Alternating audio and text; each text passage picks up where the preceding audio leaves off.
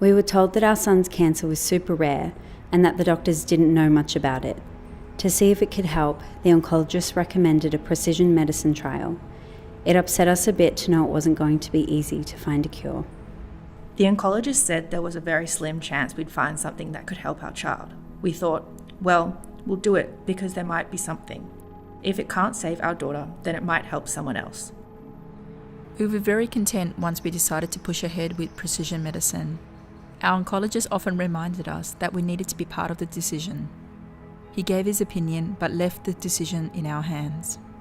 It took us a while to appreciate that while the study may help our child, there's no guarantee. It's more about future outcomes, future patients.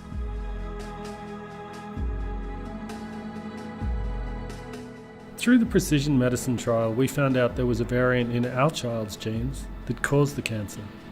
It wasn't hereditary, just bad luck. There weren't any treatments available for it though.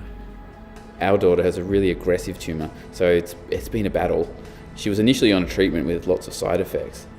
The precision medicine program recommended a new treatment that, so far, has been working with less side effects. We found out that our son had a spontaneous change in one of his genes which caused the cancer.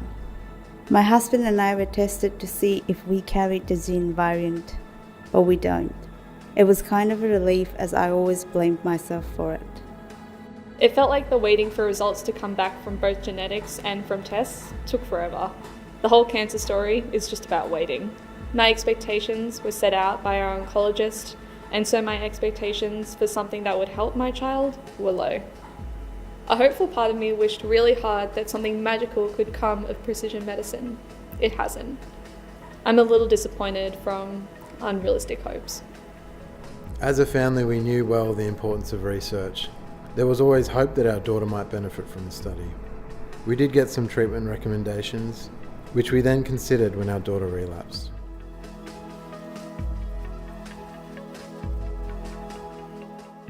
I'd definitely recommend precision medicine to other families, but I'd be careful not to give them false hope, because we know that it doesn't always achieve the results you want for your child. But I would still encourage it anyway. Even if it helps other kids, it's still worth doing. I'm 50-50 to be honest, when it comes to recommending it to other families.